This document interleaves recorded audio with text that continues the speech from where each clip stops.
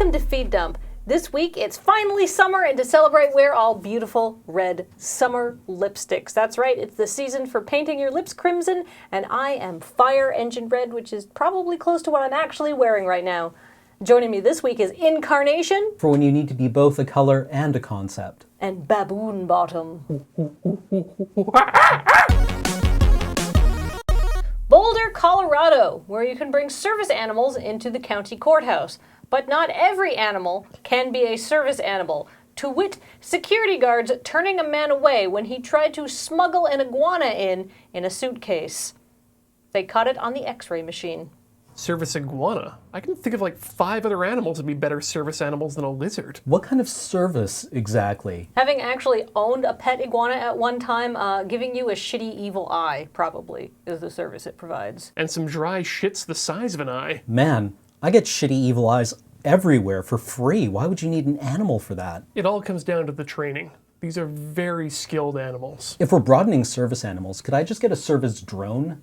Possibly a Reaper? No, you see, I need this service drone because I am deathly allergic to stupid. So when I encounter a stupid person, the drone kills them, and then I am okay. I get hives otherwise, and they're very itchy. People are kind of like animals. We experimented with those for a while. They're called servants, or, serfs if you're into the whole brevity thing. Well, one of the hallmarks of the scientific method is reproducing experimental results, so surf's up. Let them eat, Ian. Police in St. John's, Newfoundland were annoyed when a local woman called them to complain that her cheese pizza did not have enough cheese. I'm not sure if by calling us she assumed there would be some sort of action that we could take or what the situation it was, but we of course advised her that she just needed to speak with the manager of the company and not the police, a spokesperson said. Is calling the cops over a shitty consumer matter just the step in escalation below demanding a duel? Why not just call the Italian ambassador? Clearly there are rules and regulations set in the EU for just this sort of matter. Why can't those apply here? And if we can complain to Europe about end-user application errors, I would like to speak to someone about a whole country I'd like to return. Now, we here at Feed Dump give America a very hard time about misusing 911. After all, this is the country that gave the world Florida. However, Canadians really aren't that much better. This is a real list of misuses of 911 from a British Columbia 911 service. This is all stuff that they ask you not to do because people have done it. People have called 911 in BC too.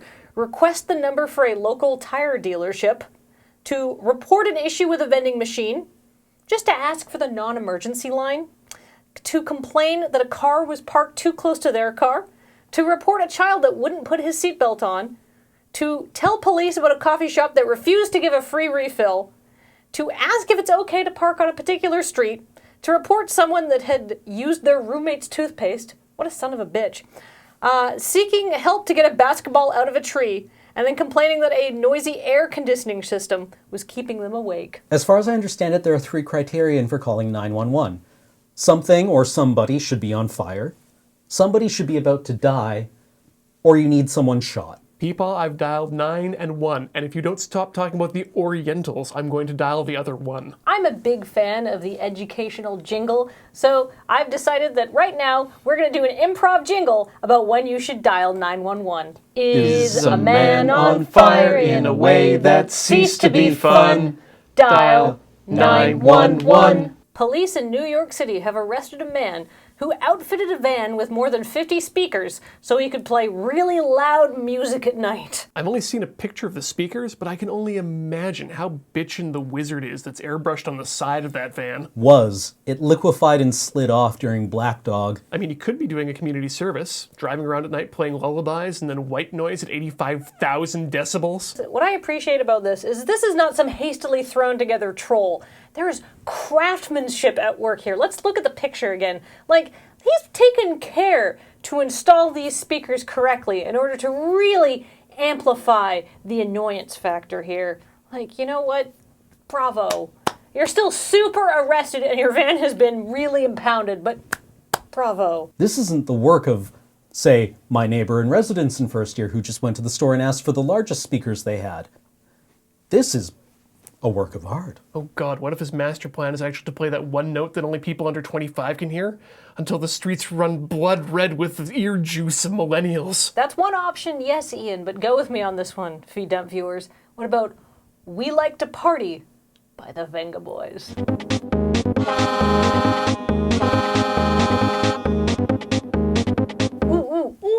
Or you can get all culturally zeitgeisty and play All Star by Smash Mouth, and then just all of New York, or in this case actually just a section of Queens, just hears some, but then their eardrums liquefy and they don't hear the rest of the song. Small mercies. I wonder if anyone's ever tried to figure out what the resonant frequency of the gathering at the Juggalos is. What's the grossest note? Like F flat? That's E. No, they take E. But on that note, it's time to call this episode to a close. And remember, there may be better sources of news, but they're not going to talk about Juggalos. Well, I mean, they probably are if, like, the gathering of the Juggalos gets the news because, like, somebody got hepatitis, leg hepatitis or something. But they also don't have this hat, which is the Beast of Ah! Which is probably the noise you make when you jump into lake hepatitis. Because it's probably cold. It's just a lake. It's just like a pond where they do the gathering of Juggalos. They've called it lake hepatitis because they think it's funny. I have to admit, I also think that's funny. Maybe this is a bridge between my world and the Juggalo world. We can agree that lake hepatitis is kind of a good name.